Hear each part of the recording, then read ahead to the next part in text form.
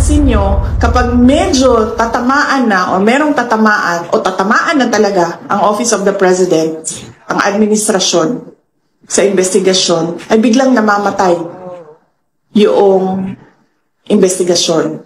O nawawala, o nalilibing, o nalulubog yung investigasyon.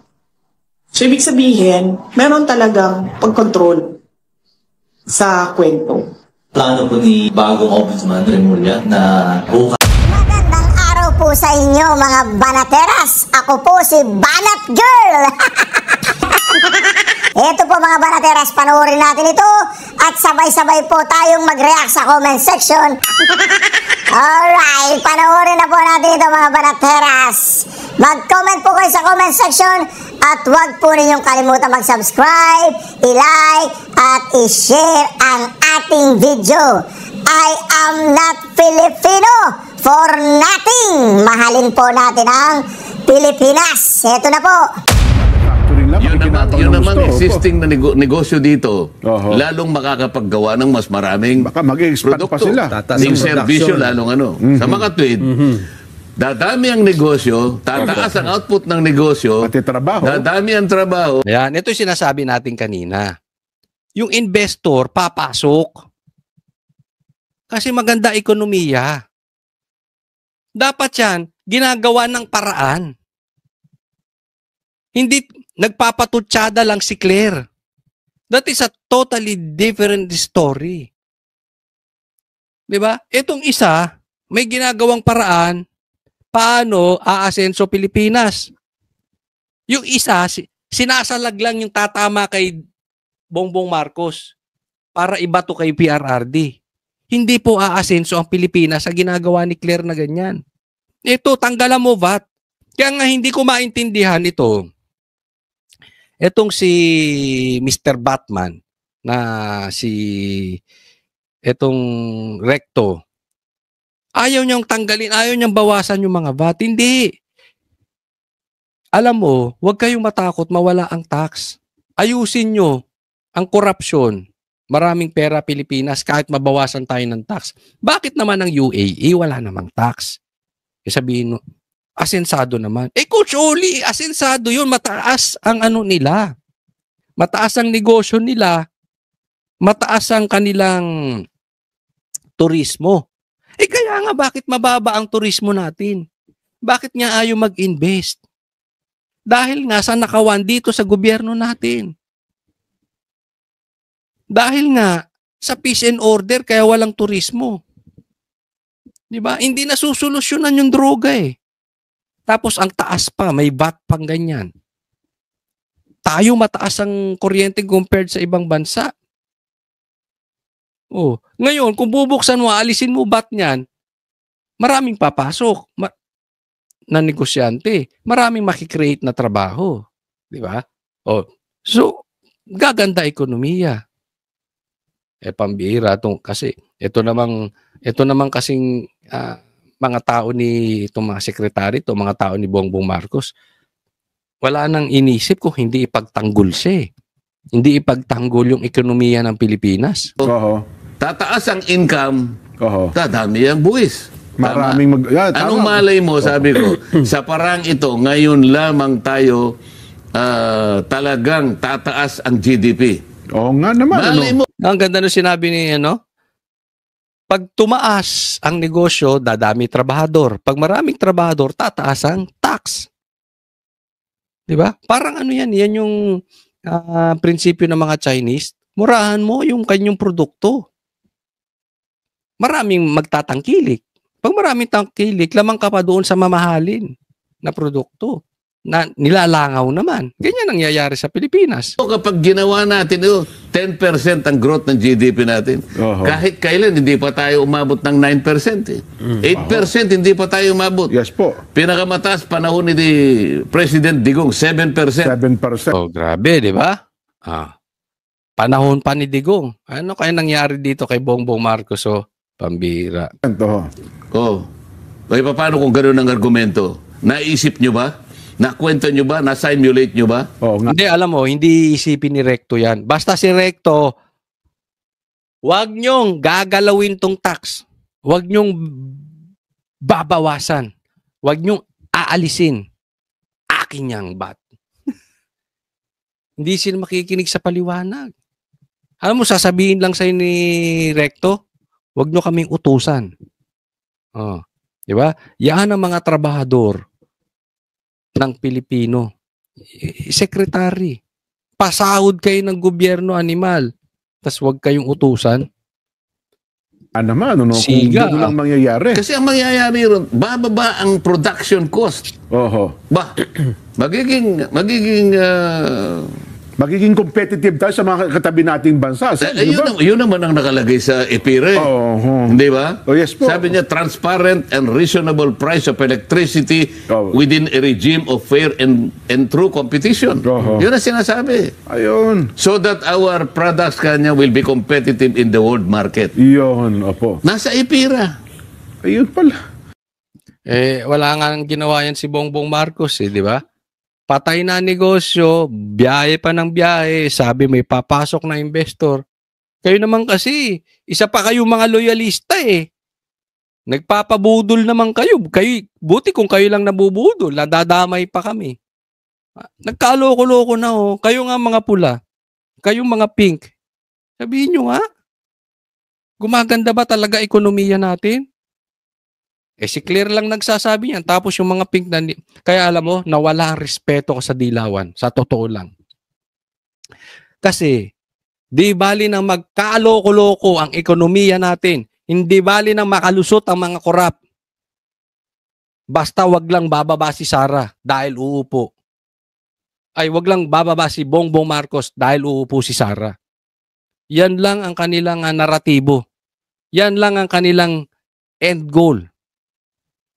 To sustain Bongbong Marcos until 2028 at siraan si BP Sara until 2028 and then they will get the position in election sa 2028. Okay yan, walang problema. Gawin nyo ng patas. Diba? Ang problema sa mga to, sigaw kayo ng sigaw ng korupsyon. Nagpapagamit naman kayo sa korap. Diba? Anong klase? Alam mo, sa totoo lang, mas may respeto pa ako kay Bongbong Marcos kaysa dito sa mga dilaw. Dahil si Bongbong Marcos parang aminado na wala, ito lang ako manggigipit ako. Parang ganun. Parang lumalabas, in my opinion, lumalabas si Bongbong Marcos na aminado sa mali niya. Ito mga pahuling yellow, tapos palalabasin nila sa taong bayan, ginagawa nila para sa taong bayan. Kung merong fake, ito ang fake ng mga fake. Kung may ipokrito, ito ang mga ipokrito ng mga ipokrito. Itong mga dilawan. Next po tayo. Ito, pag-usapan natin kasi merong parating na malaking rally November 30. Ito malaki siya. No, mas malaki pa raw kaysa dun sa September 21. Oo. Anong reaction? Natatakot ba ang Malacanang? Kampante ba sila na hindi sila babagsak? O kampante ba sila na maayos ang rally, hindi sila ang sinisigaw? O kinakabahan na? Kasi yung may mga lehitimo na agenda against corruption. Ayan. So, lehitimo. Legit. Tunay na rally na against corruption. Sino to? Sino pinaparinggan niya? Hindi nila gusto na matanggal ang Pangulo. Ayo! Pinklawan. Di ba? Yan na yung drama nung rally. Kaya sabi ko, lintik na rally yan. Peke ang rally. Kaya nagpunta ako doon. Wala akong pakialam. Sigaw ko Marcos resign. Lagay ako. Bakit? Nag-rally ka pa, anti-corruption ka. Sino itinuturo mong korap?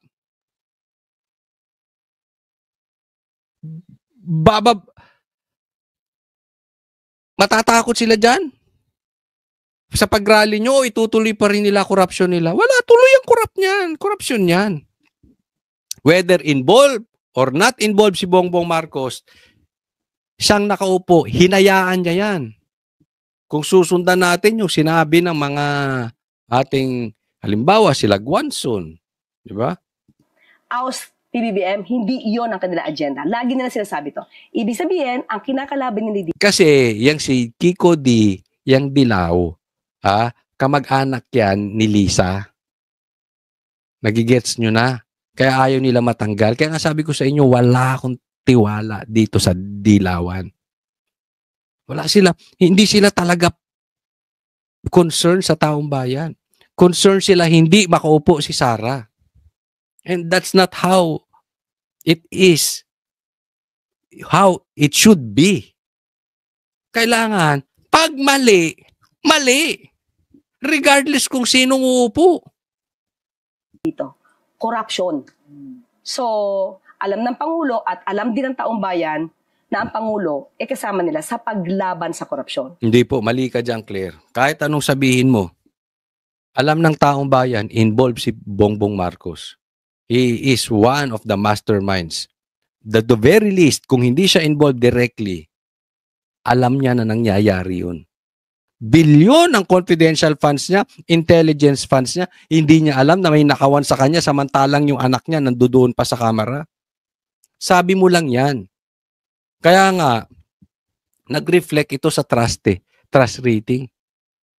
At hindi lang trust rating, baka sabihin, peke yung survey, hindi po yung investor, yung pagtaas ng dolyar, yung pagkawala ng trabaho, yung pag-alis ng mga negosyante sa Pilipinas.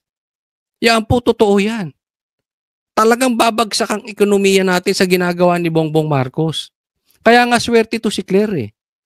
Kasi isipin mo, si Claire, kumikita kay Bongbong Marcos sa gobyerno by defending Bongbong Marcos. And yet she is not effective. Everybody knows she is not effective. Sabi ko nga, dahil pinagkakaguluhan yan si Bongbong Marcos eh. Kung effective siya. Nakakasama namin si BP Sara sa ibang bansa. Pinagkakaguluhan, grabe. Si Bongbong Marcos parang tanga, kaway-kaway, wala man lang gustong kaway ni. Kung pinagkakaguluhan ka, hindi mo kailangang kumaway. Yung malamang nandiyan ka lang sa parking, nagkakagulo na doon sa lugar. Dudumugin ka talaga pag dumating ka. Kahit may bodyguard dyan, pipilit ang tao lumapit. Kaya yung sinasabi ni Claire is not effective. Dapat baguhin na ni Bongbong Marcos tong style na ito. They have to face reality that they have to solve the problem. And the problem is yung mga corrupt. And they want to see the mastermind. Maparusahan ang mastermind. Mapanagot ang mastermind. Hindi yung bubwit, hindi kung anong patutsada gagawin ni Claire. Are you not still awake? Are you not still aware na lahat ng ginagawa mo, ng ginagawa ni Claire, ng ginagawa ni Trillanes is not effective? Are not effective? All these optics dito, banat kay, hindi lahat epektibo. Banat sa Duterte. Di ba? Yung para makatulong si Bongbong, kinuha si Claire para makatulong sa imahe niya. Hindi niya nakukuha. Ang gusto niyang makuha niya kay Claire. Samantalang si Claire, nakukuha niya ang gusto niya kay Bongbong Marcos. May sahod yan, syempre. Hindi natin alam kung ilan pa ang bonus niya. And at the same time, kumikita pa yung vlog niya kasi syempre, nakikilala siya eh. Di ba? So, lugi dito si Bongbong Marcos kay Claire. Pag-aralan mo, Bongbong Marcos, kung talagang may tiwala ang taong bayan sa'yo, kung epektibo itong mga taong to. So, hindi matatakot ang Pangulo. Kaya, ang takot lang natin lahat, sila ay masamahan na masasamang elemento. Ayan, alam natin, natakot na ang Pangulo. Alam niyo kung bakit? Sabi ni Claire, hindi natatakot ang Pangulo. Tandaan po natin, lahat ng sinabi ni Bongbong Marcos ang nangyayari kabaligtaran. Kaya I'm sure, takot na si Bongbong Marcos. Ngayon, kaya sinusoplak, hinaharangan na ni Claire para hindi halata. Anong sabi niya? May flood control, di ba? Pinagtanggol niya pa. May flood control na overwhelm lang. Pangatlo, wala ng flood control. Di ba? Anong sabi niya? Hindi niya papapasukin ng ICI. Pinapasok niya. Ay, ICC. Pinapasok niya. Sabi niya, walang pumasok na baril sa KOJC. Libo-libong baril ang pumasok sa KOJC. Speaking of KOJC, alam mo, dapat magtulong na. Kasi binanata ng Pastor Kibuloy, KOJC binanatan ni Bongbong. Pati SMNI dinamay. Iglesia ni Cristo binanatan through Marcoleta. 'Di ba? Pati asawa ni Marcoleta dinamay. Pinatanggal as Blue Ribbon Chairman. Ngayon naman, JIL ni Eddie Villanueva. Hinaharas siya. Si Eddie Villanueva. I think it's about time na mag-usap-usap na ang KOJC, Iglesia ni Cristo at JIL para matigil na ang harassment na ginagawa ng administrasyong ito. Di ba? Na siya maghahasik ng lagim, katulad ng nangyari, para may maiupo na kanilang gustong iupo sa pwesto. May pakiusap rin si Yusek Claire Alam mo, hindi naman issue kung uupo si Sara eh. Hindi po yun ang concern namin because we know 2028 uupo si Sara. Nililigaw lang nitong mga ito dahil nga siyempre para nauuto nila ang Dilawan. Ang Dilawan ayaw talaga ang Duterte maupo kasi alam natin, 'di ba, kung bakit. Marami diyan kasi mga galing sa kaliwa. Anyway, gusto mo mag-eleksyon na lang, 'di ba? Pag natanggal si Bongbong Marcos, mag-eleksyon tayo. 'Di ba? Makita natin kung sino man mahal talaga ng taong bayan.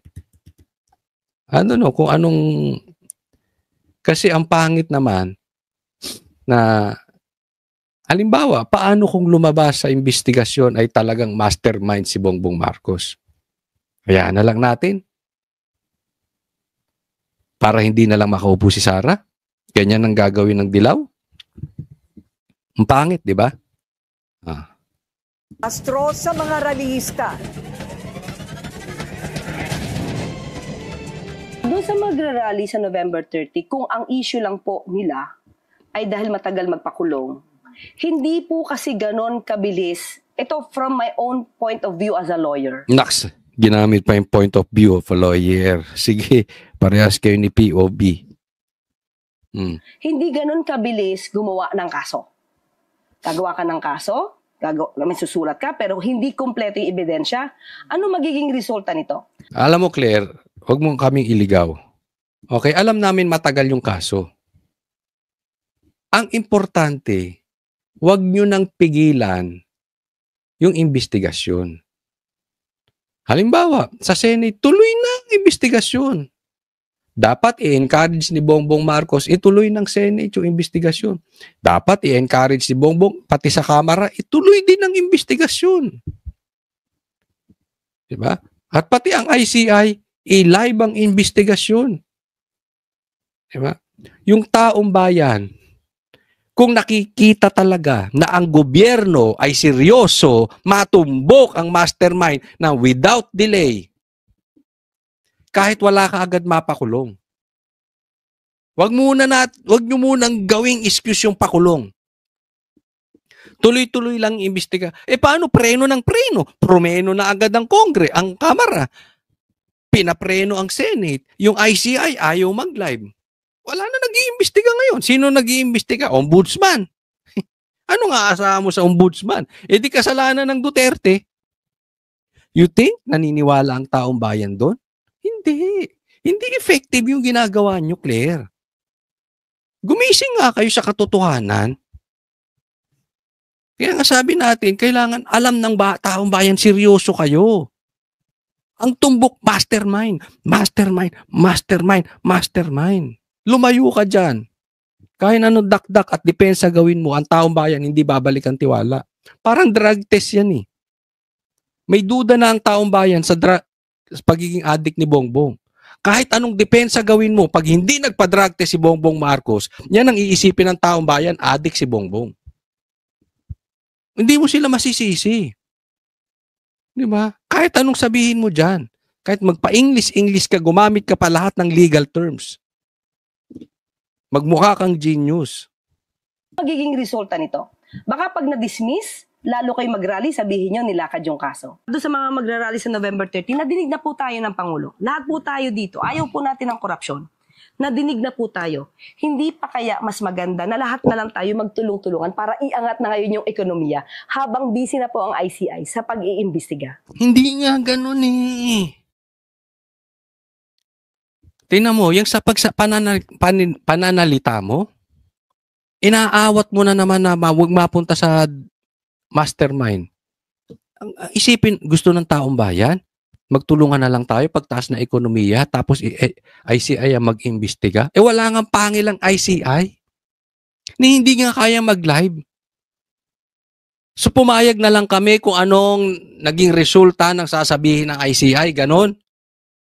Ano iisipin ng taong bayan? Dinilayo nyo sa mastermind na naman. Ay, naku, kakaklear. Oh. Dagdag ni Castro, bukas ang administrasyon sa panukalang magbuo ng Independent People's Commission na mag-iimbestiga sa mga infrastructure project ng gobyerno. Ayan ka na naman, maggagawa na naman kayong grupo mag-iimbestiga, tapos secret investigation na naman. Kahit magtayo kayo ng bilyon na investigador kung secret, walang maniniwala dyan. Lalo na kung makakatulong ito sa ICI na binuo ng Pangulo. Manatiling nakatutok Next sa po. bilyon. Ito po, gusto kong bigyan ng komentaryo. No? So, sabi ni Boying, I assure the general public na hindi natin gagawin yun. Ang alin? We will not weaponize this office for political purposes. So, yung pagiging ombudsman niya, yung ahensya, yung institusyon ng ombudsman, hindi gagamitin para kalabanin ng Duterte o kalabanin ng patungkol sa politika. Anong ginawa mo kay Villanueva? Dismiss na pala yung kaso, siniraan mo na sa publiko. Ganyan nga ginawa nyo kay Bantag eh. Diba? Ayun sinasabi ko sa inyo. Hindi pa napapatunayan ng korte, sinabi mo, guilty na. Ginawa niyo kung kani-kanino, pambihira kayo. Si PRRD, ginawa niyong guilty, pinadala niyo ron. Hindi dumaan sa due process natin. Di ba? Sinong gusto mong imbestigahan yung confidential funds ni BP Sara? Habang talamak ang ghost projects, tapos sasabihin mo, hindi mo weaponized. Are you kidding us? Ay, lintikan, puro panggagago itong ginagawa. Ginagawa niyo talagang bobo ang mga Pilipino. Nasira mo na imahe ni dismiss na pala. Tapos you don't have even the balls na mag-apologize. Ituturo mo pa kasalanan ni Villanueva kasi hindi niya pinost sa Facebook. Pambihira anak ng titing tong mga to. Oh. Kaya ito naman ang sabi nung dating ombudsman si Martires. Kaya hindi ako nagsasalita dahil wala akong karapatan sirain ang kanilang future. Kasi sabi, secret daw eh. Secret yung decision. Hindi naman secret. Ipinasok yun sa journal. Hindi lang nagre-research itong bagong ombudsman. Para sa kanya kasi siguro, kailangan laging nagpapa-presscon. No, the most presscon man na secretary, ito si Boying Rimulya. Ganun ang gusto nyong style eh. Dapat ina-announce lahat. Hindi yung sistema kung ano yung ginagawa, ipinapasok sa journal. Bakit? Kasi nga, hindi dapat sinisiraan. Wala siyang karapatan. Yun nga, Martires, ang gusto ni Boying. Sirain mo si Villanueva. Ba't di mo kasi sinira? Pati ikaw iimbestigahan pa, oh.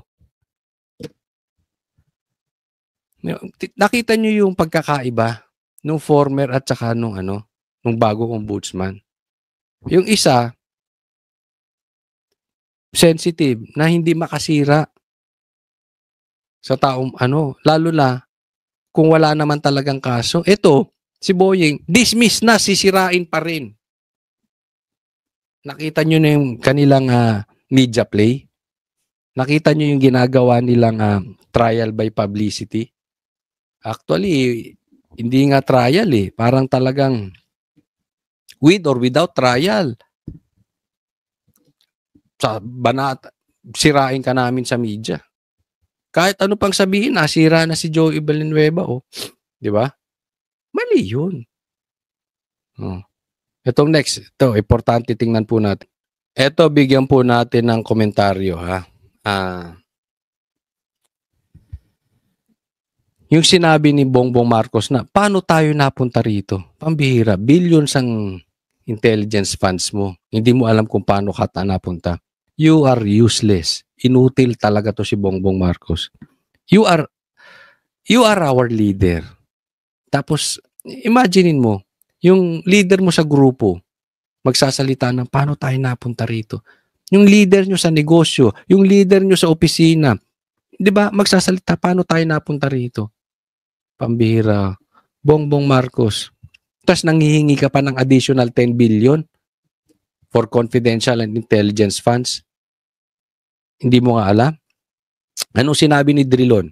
Ito this is reality.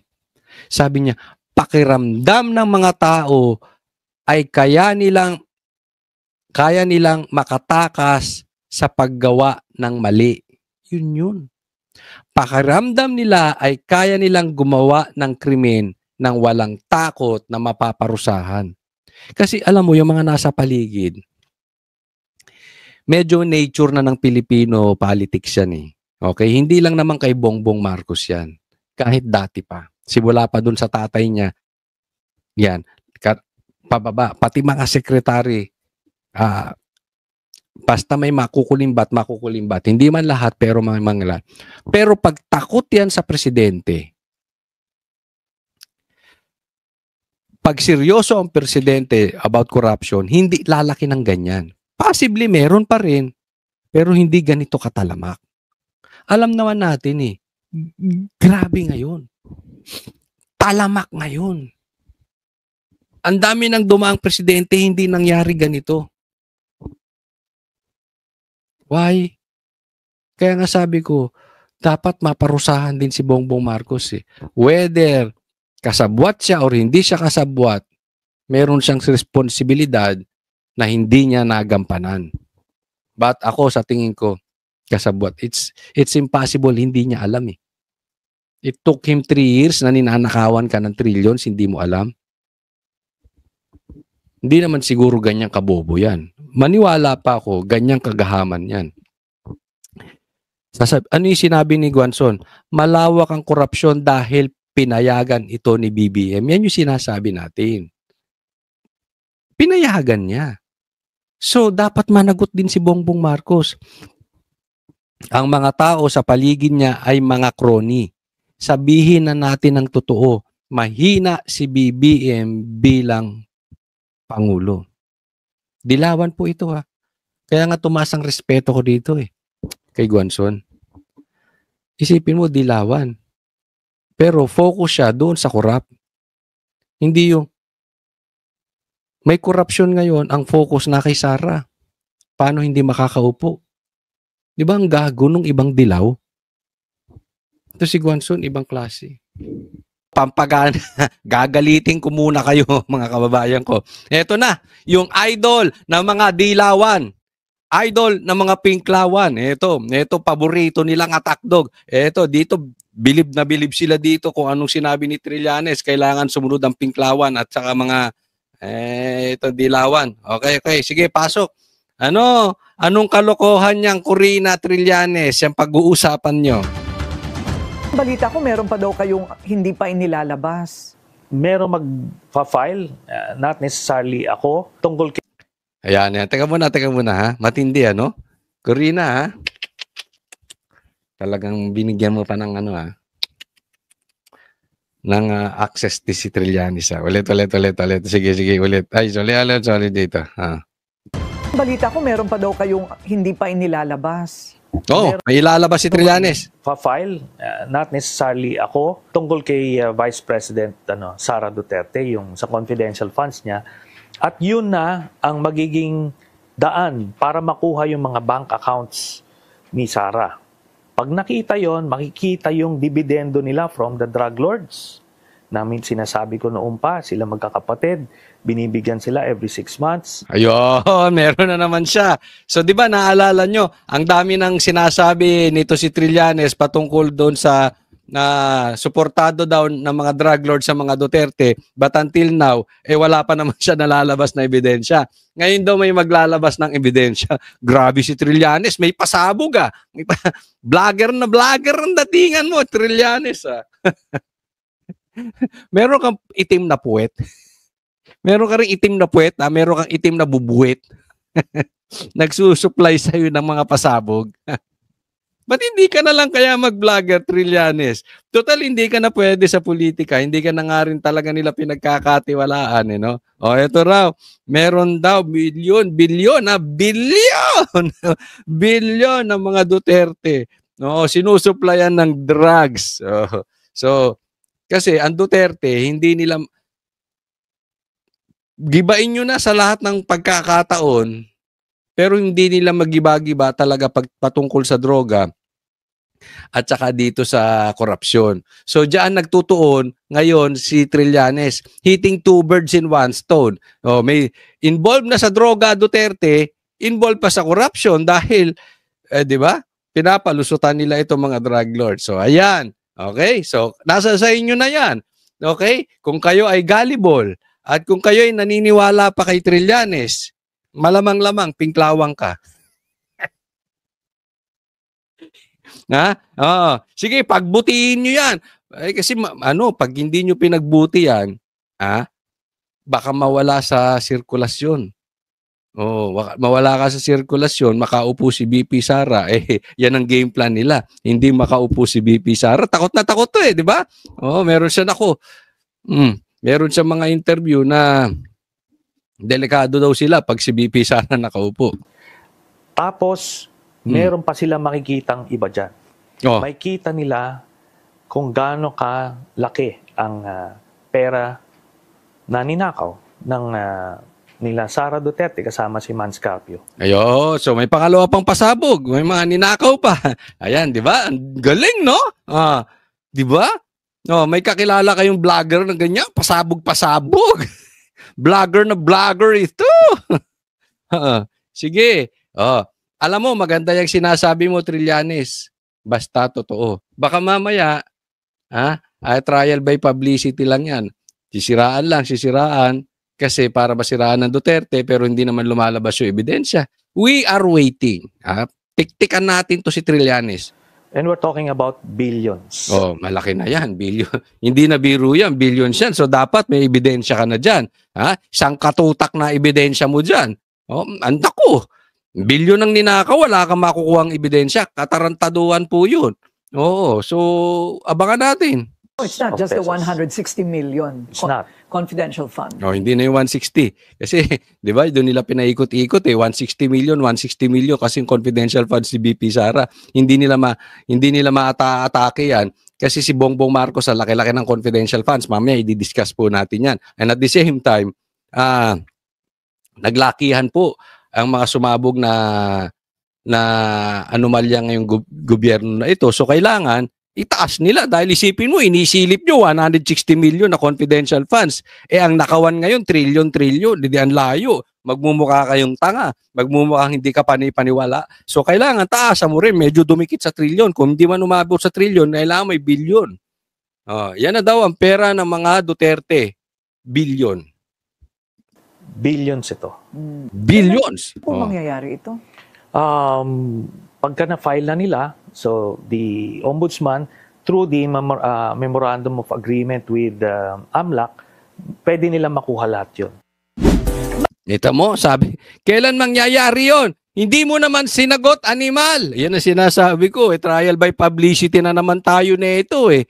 Ulit. Kailan mangyayari yon? Pagka na-file na nila, so the Ombudsman, through the Memorandum of Agreement with AMLAC, pwede nilang makuha lahat yun. Ayun. Dumami, naging active si Trillanes, no, naging ombudsman si... Ang grabe, no? Medyo kakaiba talaga ang posisyon ni Boying Rimulya. Maraming naging aktibo dito sa mga kalaban ni Bongbong Marcos na mga Duterte. Siyempre, padadaanin nila kay Boying. Pag dumaan niyan kay Boying, alam mo naman ang sasabihin niyan, di ba? Kasi hindi pwedeng parusahan ng ombudsman ang impeachable officer. Halimbawa, presidente, vice president, hindi mo pwedeng patanggal yan, senador, congressman. Ang magagawa lang niyang ombudsman, siraan. Di ba? Kasi pag ginipit mo ng ginipit yan, katulad ng ginagawa ni Boying kay Villanueva, diba? Hinaharas. Di ba? So, alam niyang hindi niya pwedeng galawin ang impeachable officer. Di ba? So, anong gagawin mo? Siraan mo na lang. Siraan mo sa publiko. Ganyan lang eh. Hindi natin kayang pilipitin ang leeg na itong mga senador na to. Siraan sa publiko. Iligaw natin ang usapin ng ghost projects. Sinong gusto mong siraan? Siyempre, mga senador. Dahil pag siniraan mo yung congressman, walang masyadong TV mileage eh. Diba? May mga congressman na hindi naman talaga ganong kakilala eh. Pero pag senador ang binanatan mo, malilihis na naman ang istorya doon sa ghost projects. Kaya ganyan ang ginagawa nila, binabanatan nila ng binabanatan. So, harassment lang. Ayan, tapos mag-a-active na. So, demanda lang kayo ng demanda sa kay ombudsman. Alam mo naman si Boying, di ba? Tuta yan. Ikaw na mag-isip kung kanino tuta yan, di ba? But anyway, eto na naman si Trillanes, hindi na naman niya sinagot. Kailan mangyayari yan? Hindi niya sinagot ng diretso. Wala siyang binigay. Basta may magpa-file. Baka kwentuhan na naman ito. Itong pasabog ni Trillanes. So, tingnan natin kung mayroon pa bang naniniwala sa mga taong to. Next po, pag-usapan natin to. Ito, pag-usapan natin itong binanggit ni Harold Duterte, Congressman Harold Duterte, shout out po sa iyo, kaibigan natin ito, nakasama rin natin to sa Davao tsaka dito, no? So may mga bonding moments kami nito. Ito sinabi ni Congressman Harold Duterte ng PPP party list. No, sabi niya, 37 billion confidential funds ni Bongbong Marcos. Marcos admins confidential intelligence funds. 27 billion na since naging presidente si Bongbong Marcos. 27 billion na po. Ang pinag-uusapan lang kay BP Sara ay 150 million. 27 billion compared sa 150 million. Nasisiraan na ba kayo ng bait? Tapos ang sinisilip si Sara, samantalang si Bongbong Marcos, wala namang nangyayari doon sa confidential. Wala. Baka siguro may confidential flood control, meron. Pero yung intelligence, wala talagang nangyari dito kay Bongbong. At hindi pa natapos doon. Humihingi pa ng another 10 billion. Di ba? Kaya nga sabi ko sa inyo, tinaasan ngayon ni Trillanes para hindi sila magmukhang mabaho. Diba? 150 million lang kay BP Sara, tapos billion-billion ang confidential funds nitong si Marcos, tapos trillion ang ninanakaw sa flood control. Di ba? Para medyo dumikit, binabanggit ngayon, may corruption din si BP Sara na pasasabugin ni Trillanes na billion. So ito yan, tinatapat niyan dito. Ang kapal ng mukha mo, Bongbong Marcos, hindi ka pa nakontento sa 27 billion. Kailangan mo pa ng 10 billion. Saan mo gagamitin yan? Kahit wala ka talagang intelligence, hindi kakasya sa utak mo yung 37 billion. Hindi, no? Kaya nga po, ang sinasabi dito ni Congressman Duterte, hindi po ito patungkol lamang Kailangan maunawaan natin na hindi lamang ito patungkol doon sa confidential funds o intelligence funds. Kasi talaga namang nakapaloob yan sa gobyerno. Tapos, sinisilip nila yung kay BP Sara. Pero titingnan mo dito, ang tiwala ng taong bayan eh. Dahil, yes, nasa batas yan. Ang gusto lang ng taong bayan, yung pera magamit ng nasa ayon. Naayon. Diba? Magamit sa tama. Kaya nga siniraan si BP Sara para kunwari pasamahin si BP Sara, hindi niya ginagamit yung confidential funds na maayos.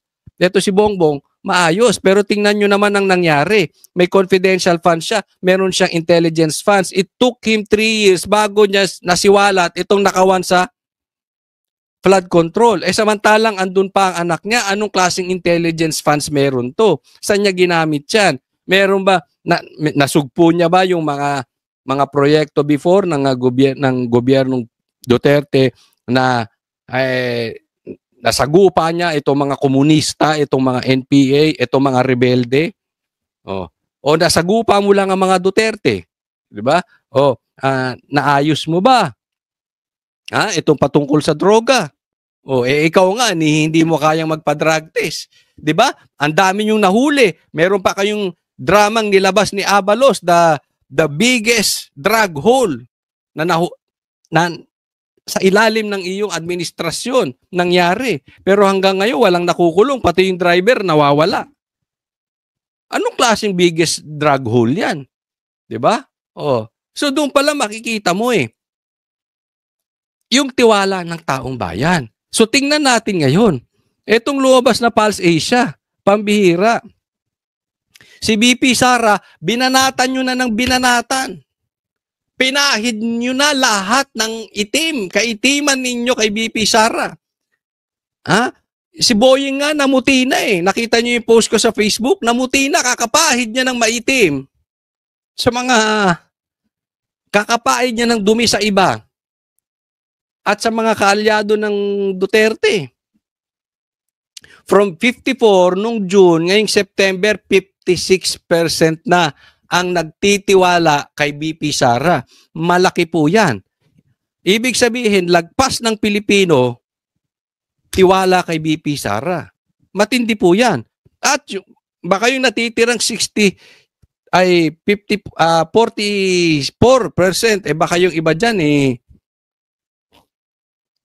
hindi lang active sa politika. Si Bongbong Marcos naman, tingnan natin.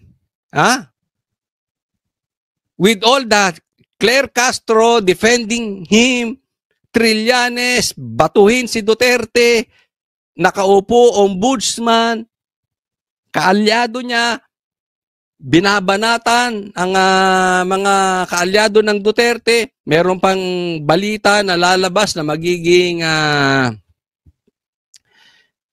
SOJ, etong si Claire, totoo man to o hindi. Sa madaling salita, lahat na lang. Lahat sinerve na kay Bongbong Marcos. So that yung optics, yung naratibo na gusto nilang iparating sa taong bayan na sinusugpo ni Bongbong Marcos, itong korupsyon sa flood control ay ginagawa ni Bongbong Marcos. Samantalang, lahat po ng baho idinidikit sa mga Duterte. And yet, from 39%, bumaba pa si Bongbong Marcos ng 34%. Yan po ang problema. Yan yung sinasabi ko, ayaw nyong solusyonan, ayaw nyong harapin ang katotohanan. Maglalabas ka ng ICI, ayaw i-live. Naglagay ka ng ombudsman, walang inatake kung hindi mga senador. Iniwasan si Tambi, iniwasan ikaw Bongbong Marcos, ayaw imbestigahan. Mga kaalyado, ICI ayaw magpunta ng Ilocos Norte para imbestigahan. Taong bayan po galit na po ang taong bayan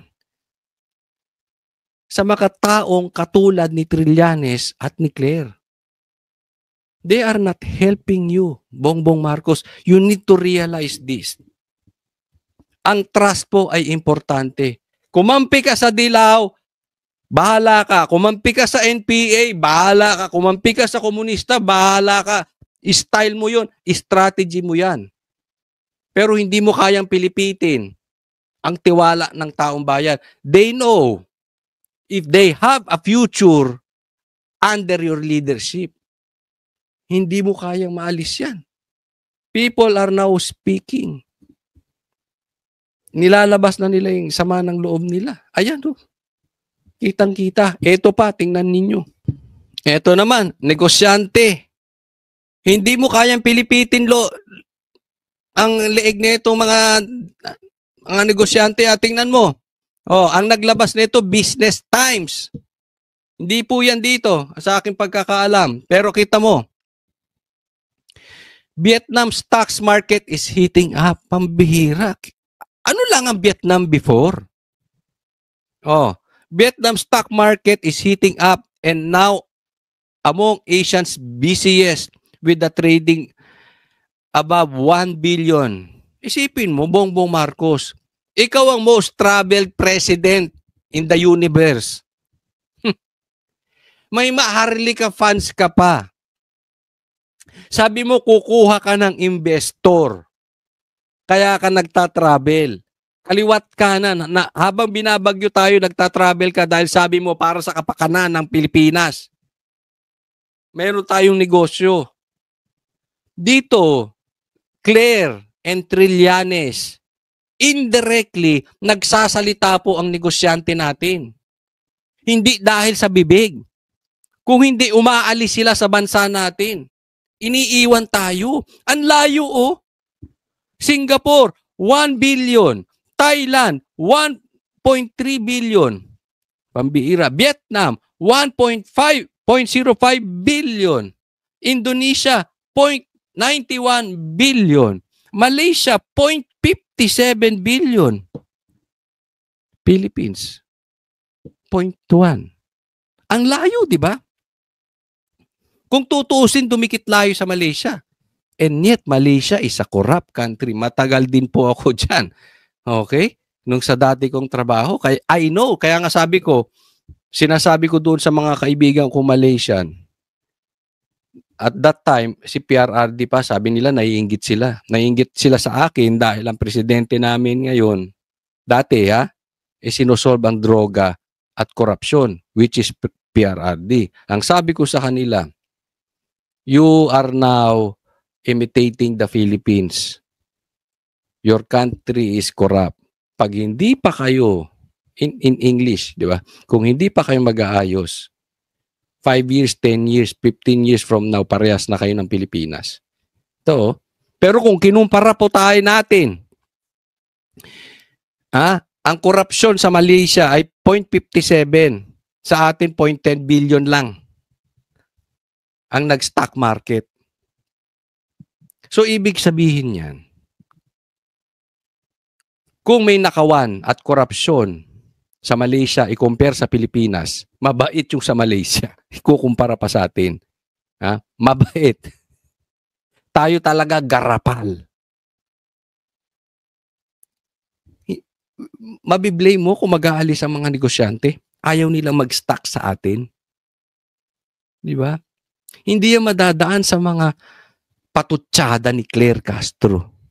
Hindi yan madadaan sa mga panggigipit at harassment ni Trillanes o ng ombudsman sa mga Duterte. Hindi po. Ako mas tinitingnan ko pa na totoong sukatan ng gobyerno bukod sa survey. Mas tinitingnan ko ang stock market, ang investors. Dahil yan, talagang tumitingin yan doon sa mapapagkatiwalaan ba ang gobyerno. Kung hindi, dadaling ko na lang sa iba ang pera ko. Ako, gusto ko talaga mag-stocks but I will not. Sa nangyayari ngayon? Mambira. Tingnan mo. Huwag mo sabihin, Claire, pinalabas na naman ito ng Duterte. Kasalanan na naman to ni PRRD. Animal. Kasalanan to ni Sara. Asan yung mga investors mo, Bongbong Marcos? Asan? Show us yung na-create ng trabaho nung paglabas-labas mo ng bansa. Wala kang na-create na trabaho. Sa katunayan, mas marami pang nawawalan ng trabaho. Kaya bagsak ang ekonomiya eh. Hindi nyo na kami madadaan sa drama-drama nyo. Hindi nyo na kami madadaan dyan sa mga optics nyo. Mga spin ninyo dyan sa media. Pati negosyante, nagsasalita na. Tingnan nyo tong next. O, ito pa. Pag-usapan na natin ang ekonomiya ng Pilipinas. O, etong nasa yung pinost ni Congressman Kiko Barsaga. Ha? Yung kalahati, ako nag-post, pero basahin muna natin tong kay Kiko Barsaga. Philippine peso is rapidly depreciating in value. Should we switch to US dollars as our currency while the Philippine peso is unstable? Magpapalitan talaga. Ha? Ang taas po ng dolyar ngayon, 58.21 na.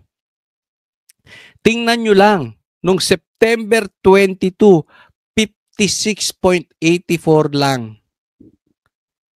ang dolyar. Ito yung after the rally, di ba? After the rally, medyo okay. Before the rally, medyo okay pa.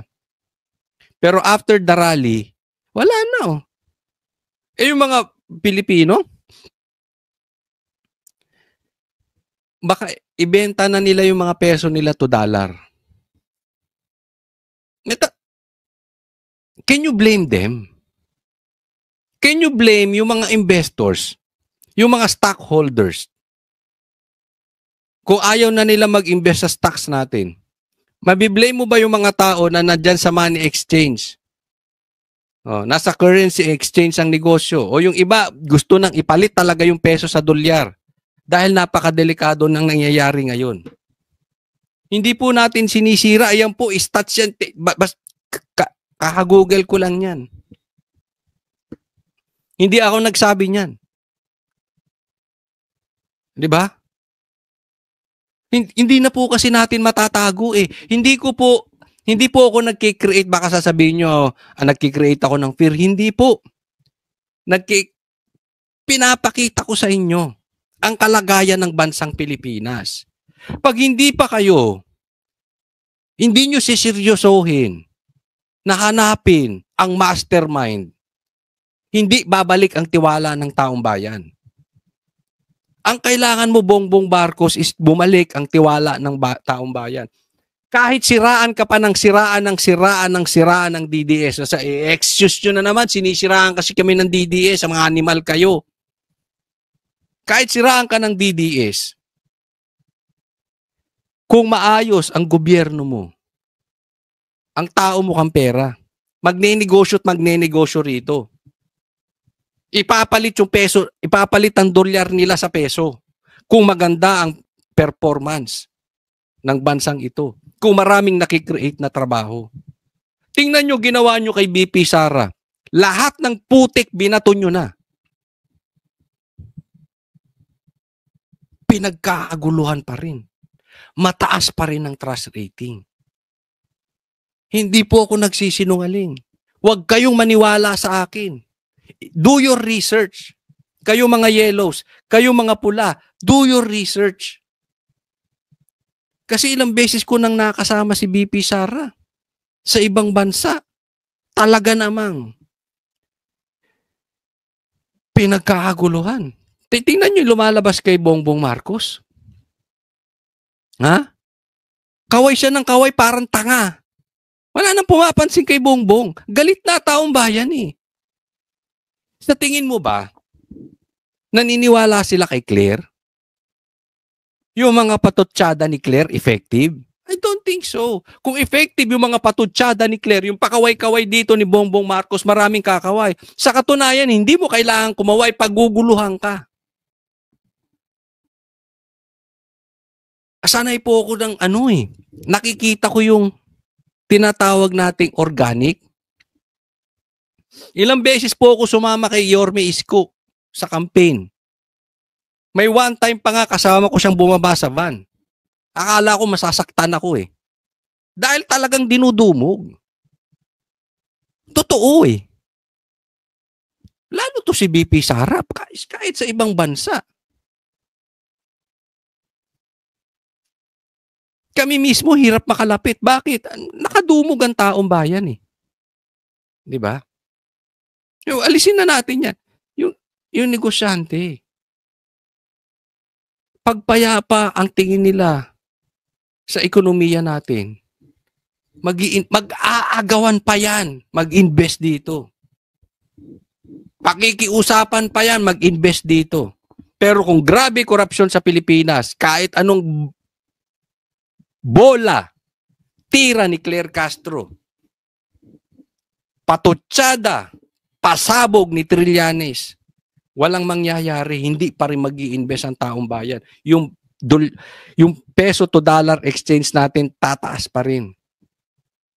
Hindi nyo makukuha sa ganyan. O, ito pa. Ito po, tingnan natin. Yung kay Wency Cornejo, sinabi niya, kung kinurakot ng mga Duterte ang pera ng bayan during PRR this time, nasa ng bahay nila sa Ladislao? Helicopters, private jets, mga engrandeng bahay, bakasyunan, at kung ano-ano pang senyales ng lavish lifestyle. Iisipin nyo po ito, Sila Tambi, ilan ng bahay sa Forbes Park? Sila Saldico, ilan ng kondo sa BGC? Ilan ng bahay nila? Meron silang private jets, meron silang chopper. Ang Duterte ba may helicopter? Samantalang nanghihiram pa nga, ayaw pahiramin ni Lisa itong si Sara. Nanghiram lang ng chopper, siniraan pa sa media animal, samantalang nasa usapan nila yun. Nanghihiram. Walang chopper. Di maghanap kayo ng chopper. Then, saka natin pag-usapan, kurakot ba ang Duterte? Hanapan nyo ng private jet ang Duterte. Hanapan nyo ng 10 bahay sa Forbes Park. Ang dali namang makita yun eh. Di ba? Bakit they will keep on insisting na mayroong billions na ninanakaw ang Duterte? If there are billions na ninakaw ng mga Duterte, dapat kita sa bahay, sa sasakyan, sa chopper, sa private jet. Wala po eh. Wala po. Ilang beses na naming nabit si PRRD. Among kotse niya, first time. Kung napapansin nyo, kapag medyo tatamaan na o merong tatamaan o tatamaan na talaga ang Office of the President, ang administrasyon sa investigasyon, ay biglang namamatay yung investigasyon. O nawawala, o nalilibing, o nalulubog yung investigasyon. So, ibig sabihin, meron talagang pagkontrol sa kwento. Plano po ni bagong Ombudsman Remulla na hukay niya na ulit sa hukay yung Parmali case. Sa tingin niyo may nilulutong narrative yung administration? Oh yes. Oo. Matagal naman na ako nagsasabi, di ba, na wala namang ginagawa itong gobyerno na ito. Kundi, number 1, mamulitika, at number 2, ubusin ang budget ng Pilipinas sa korupsyon. So yan lang yun ang ginagawa nila, sir, sa totoo lang. Meron ba kayong nakikitang project? Wala, di ba? So ibig sabihin, wala na silang ibang objective para sa kanilang pagkaupo dyan sa administrasyon, kundi mamulitika, and ang end goal nila is perpetuation in power. Sinabi ko na yan noon pa. Paano nila gagawin yon? Ay syempre ubusin nila yung kaban ng bayan sa korupsyon. Kasi kung talagang seryoso ang ombudsman sa pag-iimbestiga, imbestigahan din nila yung laptop corruption scandal ng Department of Education. Nandoon si Zaldico. At alam ko yun dahil gumawa kami ng sarili naming investigation sa loob ng Department of Education noong ako ay Department of Education Secretary. Medyo say na merong confidential funds na pumunta doon sa paghahanap ng ebidensya sa investigasyon na yun. Ano po naging involvement ni Zaldico dun sa laptop? SunWest ang contractor ng laptop doon sa DepEd. Bakit specific yung pag-iimbestiga? Bakit hindi iniimbestigahan lahat ng corruption scandal? Bakit kinokontrol yung kwento sa korupsyon? Bakit hindi nilalabas lahat ng mga insidente o mga gawain o mga iskandalo sa korupsyon? Bakit pinipili? Kaya natin nasasabi lahat na merong controlling the narrative ay dahil pinipili nila kung ano yung gusto nila imbestigahan. At kung napapansin nyo, kapag medyo tatamaan na o merong tatamaan o tatamaan na talaga ang Office of the President, ang administrasyon sa investigasyon, ay biglang namamatay yung investigasyon. O nawawala, o nalilibing, o nalulubog yung investigasyon.